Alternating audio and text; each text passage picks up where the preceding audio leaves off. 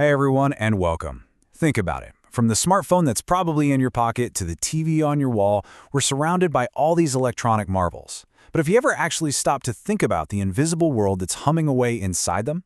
Well, today we're going to pull back that curtain and reveal the fundamental magic that powers our entire modern lives. So, let's dive right in.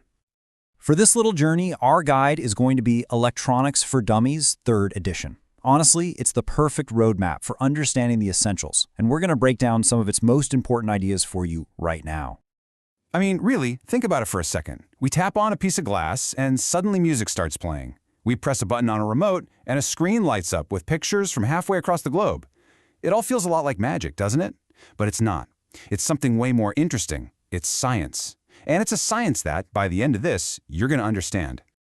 And that, right there, is the big secret. All of this incredible technology, all this stuff we call magic, it really just boils down to one single thing: the art of controlling something we can't even see. So, what is this invisible force? It's called electric current. And that's the whole game, right there. Everything in electronics, I mean everything, from a singing birthday card to a massive supercomputer, is built around guiding this invisible flow.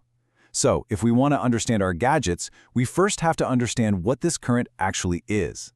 And to do that, we need to zoom in. I mean way, way in.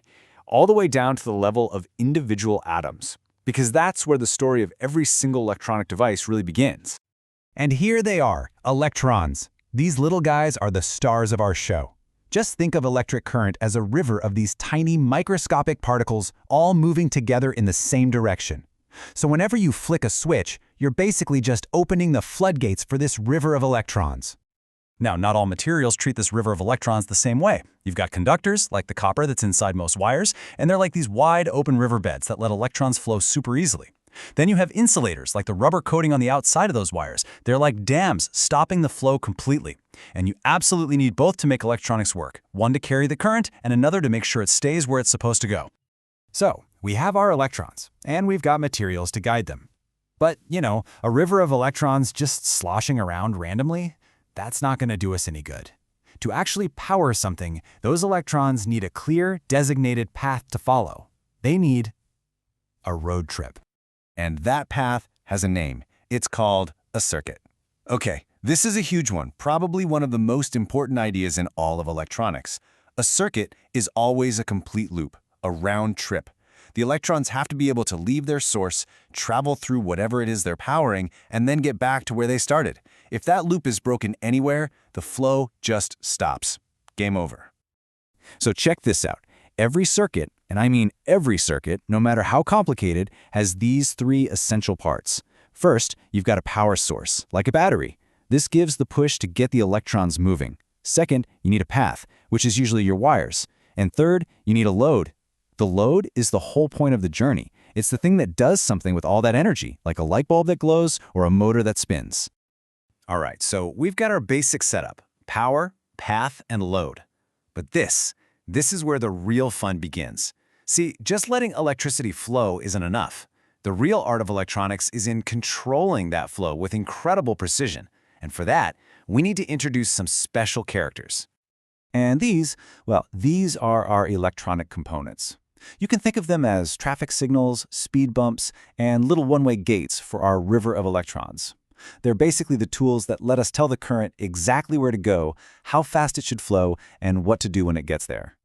One of the most basic components is the resistor, and its job is right there in the name. It resists the flow of current. The water pipe analogy here is absolutely perfect. If you squeeze a section of a pipe, less water can get through, right?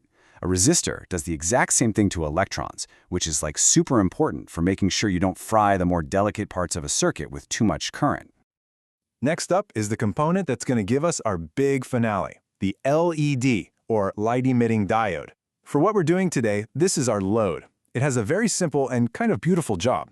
When you pass a controlled amount of electric current through it, it lights up. It literally turns that invisible flow of electrons into visible light. So now we have all the pieces of the puzzle.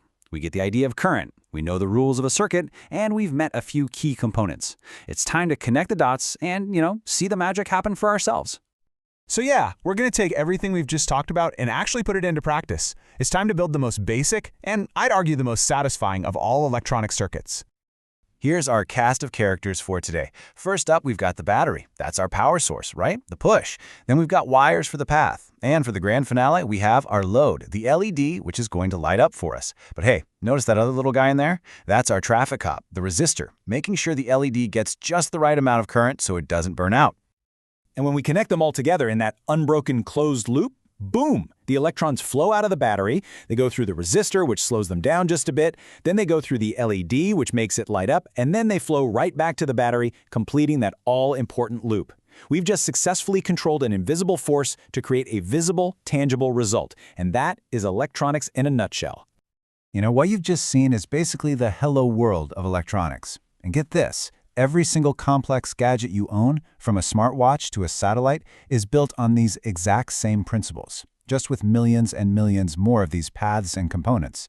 The journey from one glowing LED to a smartphone is really just a matter of scale. The fundamental rules don't change. So now that you get the rules of the game, the real question is, what are you going to create?